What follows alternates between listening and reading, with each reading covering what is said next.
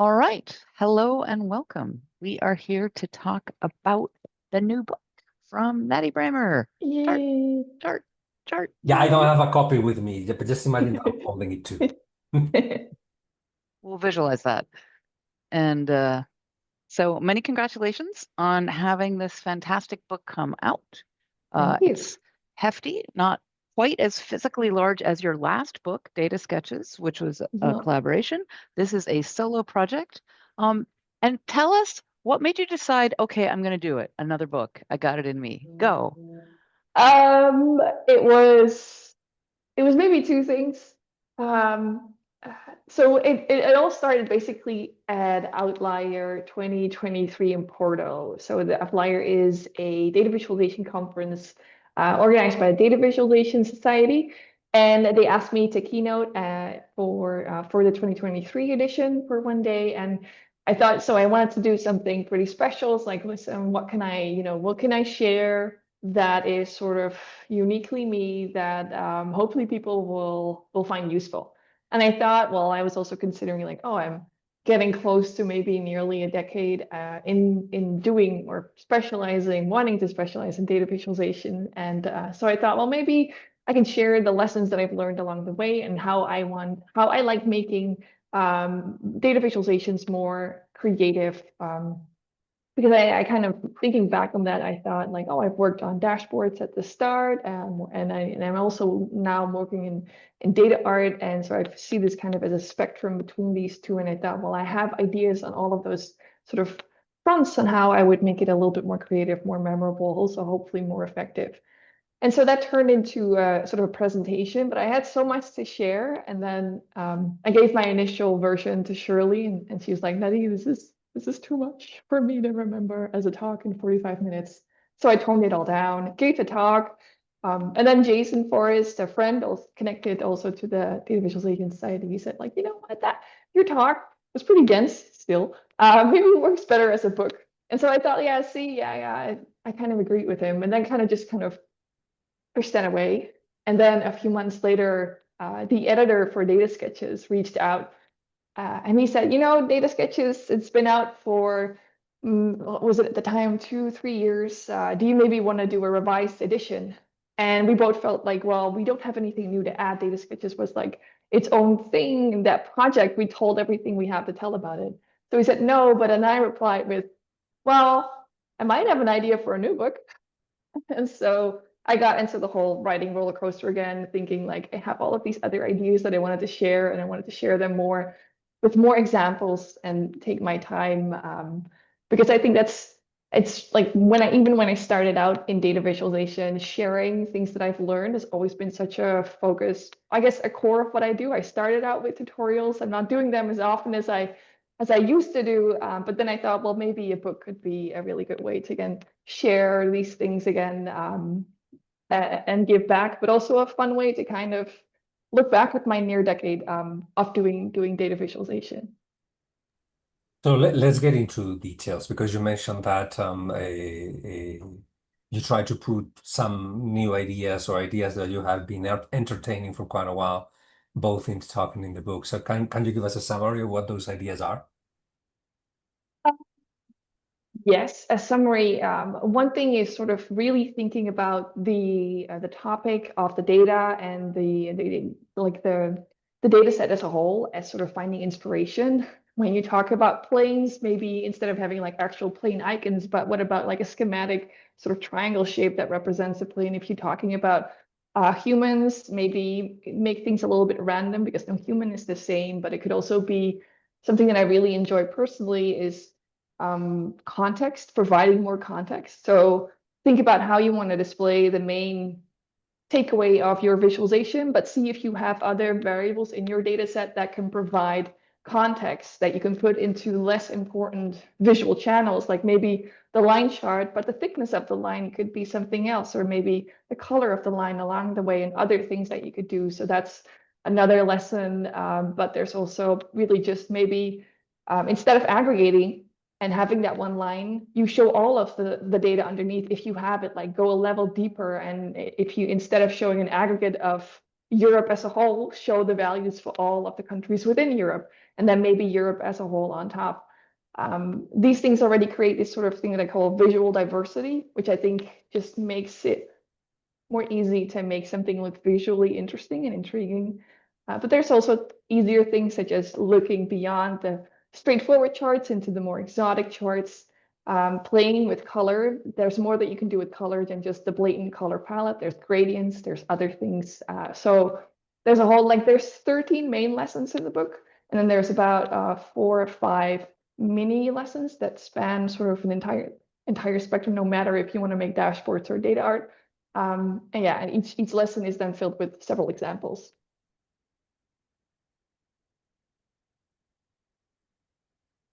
One thing I liked is the way you really emphasized, you didn't quite use this word, but the word I might use for it is multi-scale data encodings, where getting back to this idea of, well, you want the aggregation and you want the raw data granularly underneath. I think what that means is that a lot of your examples had this sort of richness to them, where there's the top level, there's a lower level, sometimes there's even 3 levels. This idea that there's these multi-level interpretations and that you don't have to stop at the first level, I think that's a really generalizable lesson that a lot of people could learn from.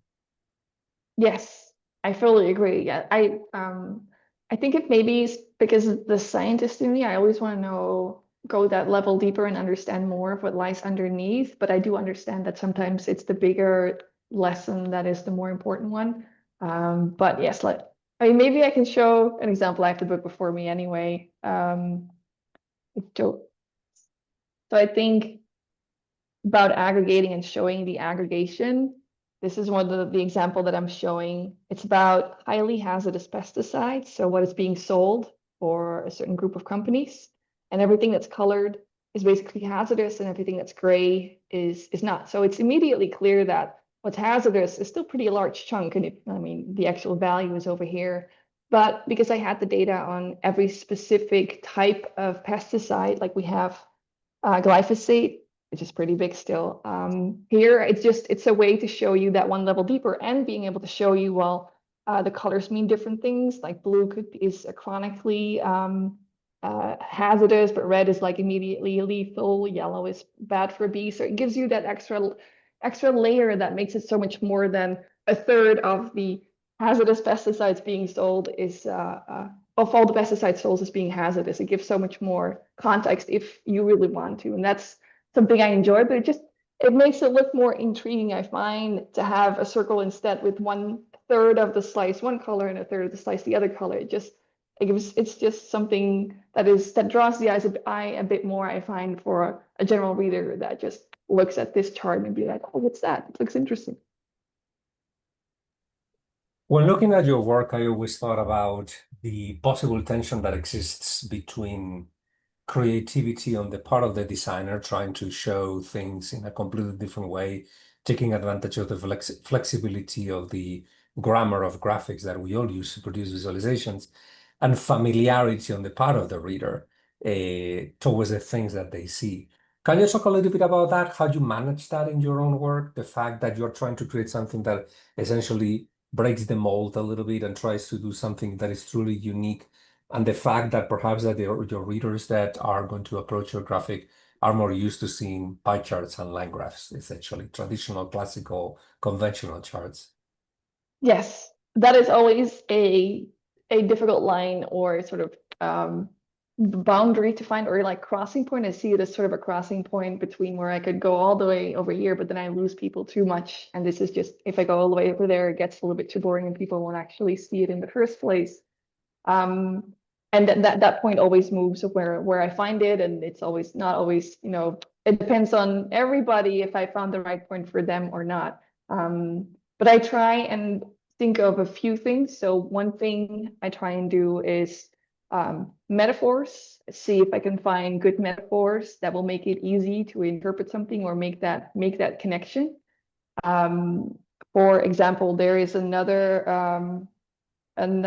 visual that I'm sharing about space, called Space Wars. It's about all the satellites that are still in space and who owns them. That's basically the columns, and in what orbit they can be found. But there's a lot more data here about how old they are, how big they are, like how heavy they are, what they're actually being used for. And then I thought about metaphors to try and put all of that information in there. While size makes a good metaphor for weight, like how the heavier something is, the bigger the circle. Opacity seemed like an interesting metaphor for age, like the more faded it is, the older the satellite is. And then there are sort of icons, like the defense icon looks like the Star Force icon that Trump came up with at the time, was pretty new. So it's like these small metaphors that try and not overwhelm you, because it's a very easy sort of connection in your mind to go from, oh yeah, of course, the scale is the weight, the fadedness is the age. That makes sense. So it takes up less space in your mind to understand it. I think that's one part of it. And another part is finding a balance between how much you want to add. So if you can't find that many metaphors, maybe you don't need to put, you really need to be careful of how much you stick into the chart to make it look interesting. And maybe you can do something different in that way. And it can be as simple as rotating a chart. Like I'm trying to find, let's see, another quick example is a tree map visualization about the costs. And this was for a specific company, how their costs split down. And the tree map is already a little bit more of an unusual chart form, and I had more information, but that I felt like this was already sort of intense enough. And what I did to make it a little bit more visually interesting is kind of rotate it to make it into this kind of different kind of layout. It also fitted the portrait style of the report better. But it can also then, of course, be simple things like that that can really make it stand out. And again, color is another thing, or curving, like not having nice curves is another thing. Like it's there's a million and one ways to go about it, and some of them are good and others are bad, and there's like a gray area in between. It's always trying to find it and being able, and also making sure that you connect with your client often enough to see how it's resonating with them along the way. One chapter title that I liked a lot was this one where you said big data sets, big possibilities. And I think a lot of people get in this vibe of, oh, the bigger it is, the more intimidating it is. And you're like, no, there's more things I can do, the bigger that data set is. And I liked that opening of the door to size as a bonus for being creative.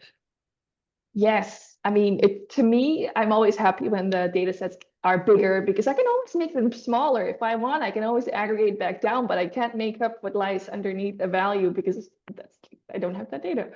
But then if it's big, that means I see it as having a lot of levers to work with, a lot of paint to go around to smush on my canvas in a way. I can make I can make millions of little circles and have each of them be a different scale and a different color. And it just, again, it creates this sort of visual diversity. And the visual that I showed then for, as an example, is the one that I used for Sony, where it's lots and lots of different data sets. Let's see, I have the big one over here.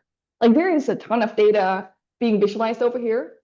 About music, about streaming of that particular song, Adore You by Harry Styles, about the playlist that it's actually been in. And you can sort of layer all of this on top and create this poster that hopefully a fan can really dig into and find information for minutes on end, hopefully even longer.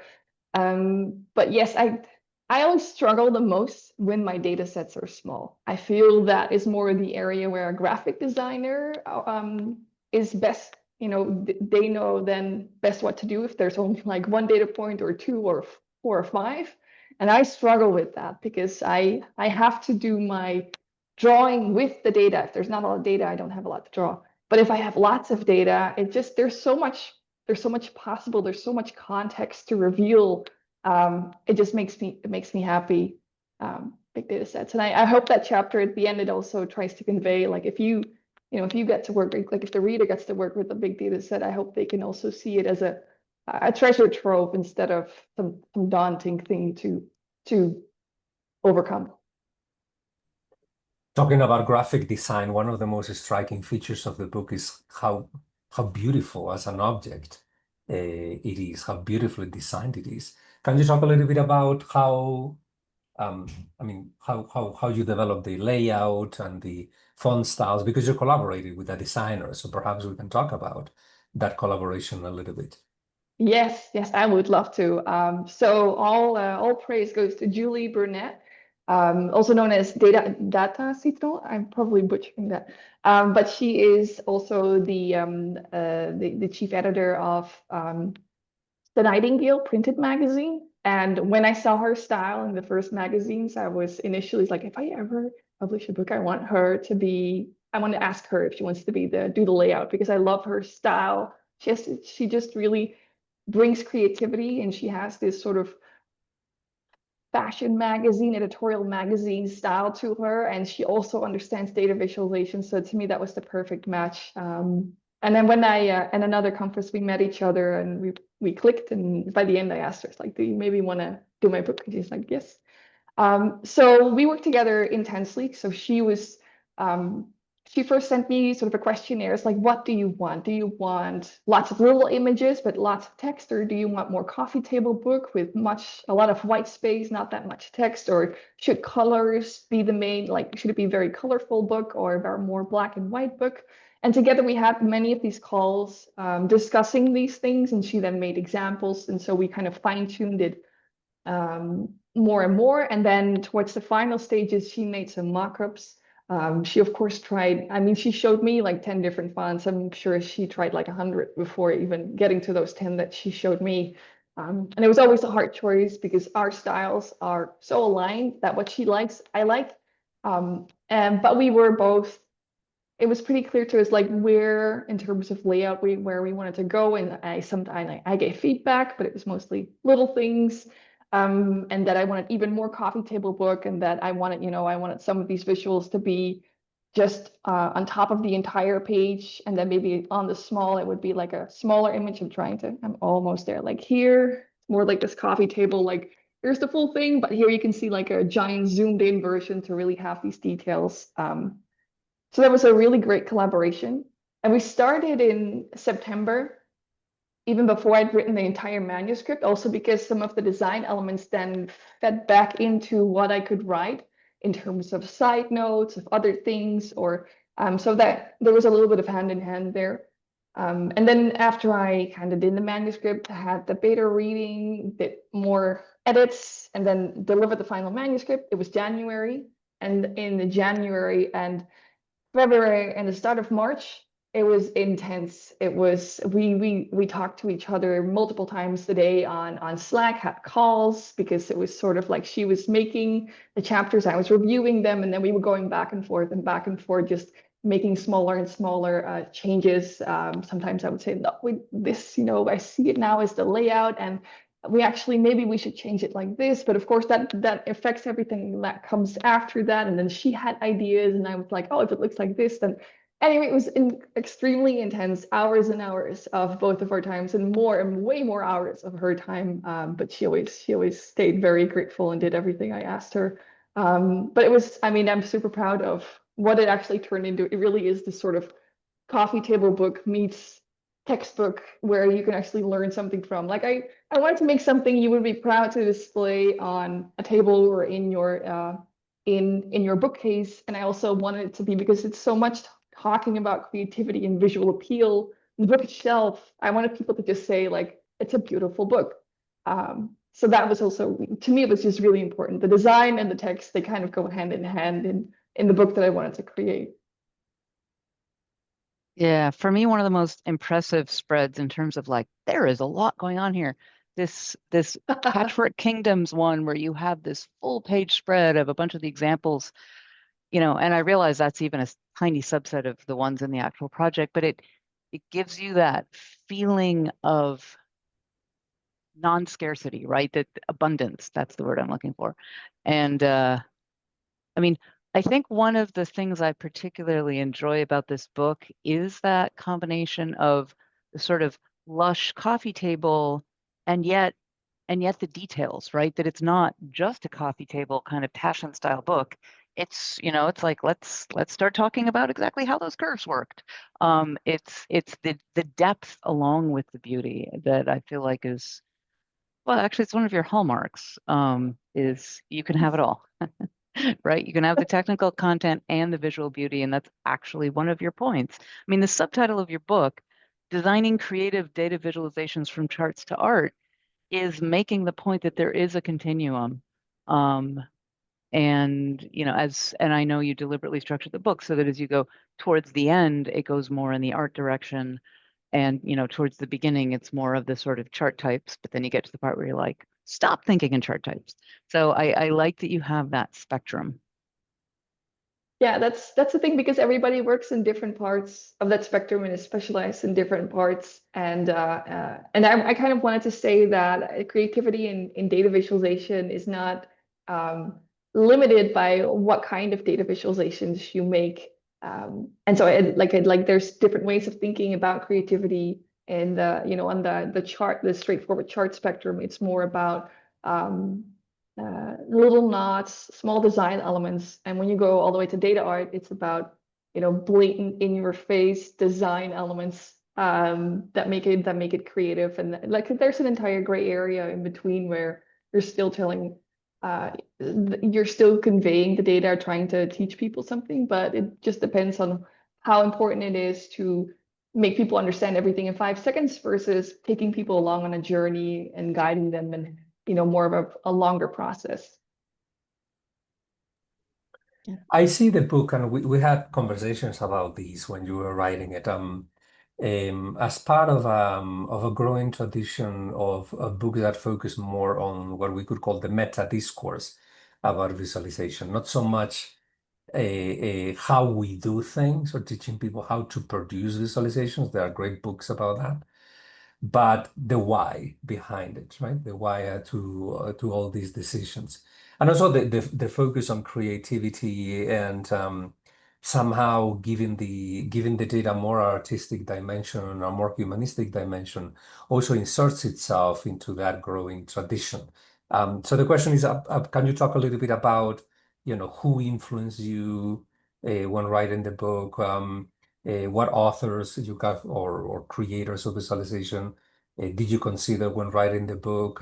How do you insert yourself? How do you see yourself inserted in that sort of like flow of history?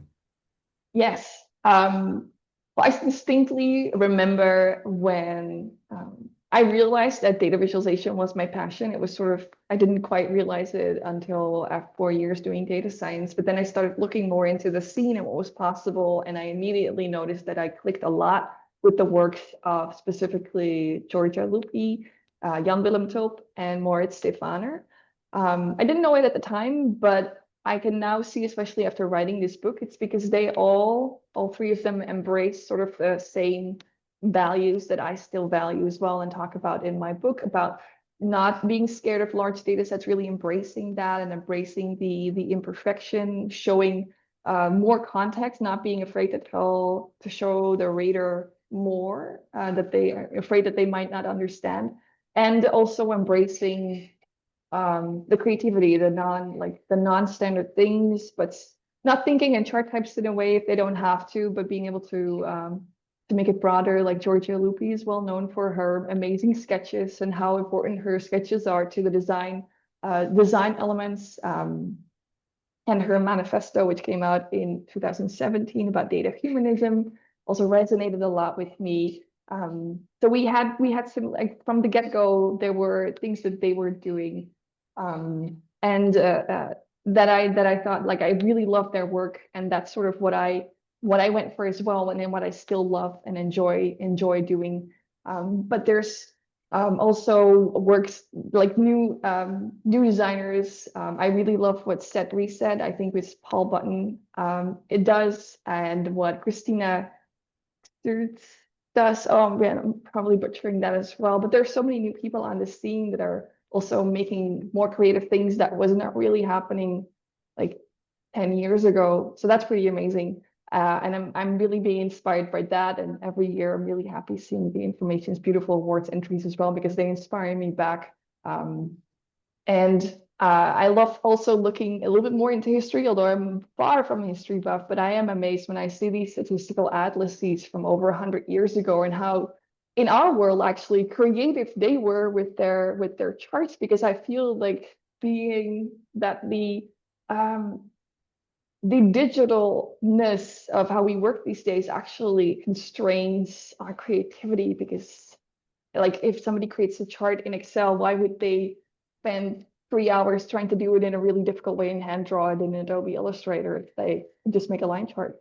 Whereas in the past, I feel like in a way, people were freer, and we seem to have forgotten that these days. So it's always amazing to see what has been made in the past. Even though I'm just, kind of looking at that in awe, and then trying to again save the things that I like on Pinterest and maybe use that again in a new project in the future.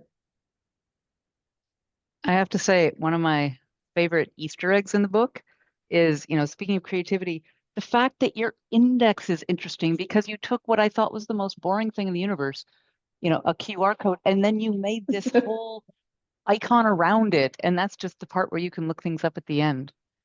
And Thank you. Yeah. I feel like the book is just scattered with both the big ideas and all these little touches. It's Yes, I mean, I, again, that's all Julie's ideas. Like, I told her, like, can we do something about these a way for people to actually get to these projects? And so we talked about QR codes, and then she came up with said like, oh, maybe I can turn it into an icon. So I made an entire CSV file, like with data file for her, and she turned it into this amazingness. But there's more. There's sort of this a little sort of how do you call it again? Like this fills up more and more the farther you are in the pages, and it depends on which in the 4 parts you are.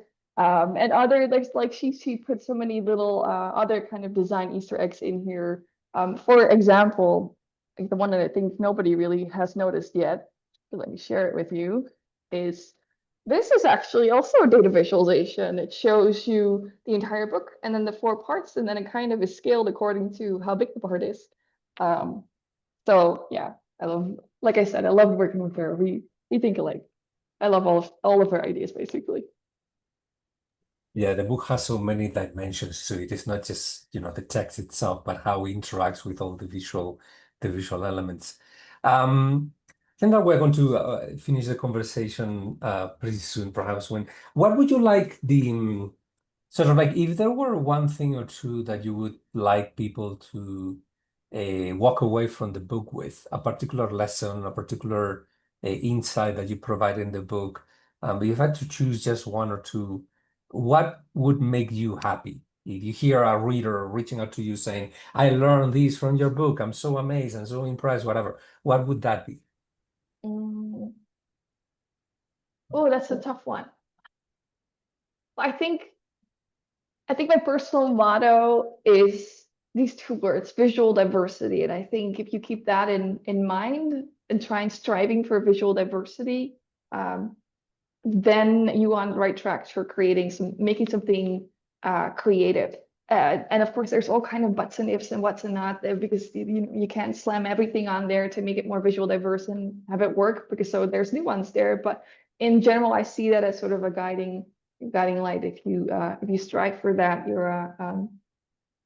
you should be. Hopefully, it'll turn out all right. But maybe the most important thing that I want people to take is that they feel excited about the prospect of making their charts more creative, thinking more about their charts, not just thinking like, oh, there's this line chart, I have a line chart, that's it, but feeling like I can do more. And that makes them excited. I think that's what I want people to get from this book. It's like, it's fun. It's not as hard as you think. Hopefully these lessons will help you. And now go on and find your own form of creativity. perfect. I think on that note, we will declare victory. Thank you so much. Thank you as well. Thank you, Nadieh. It's good to see you.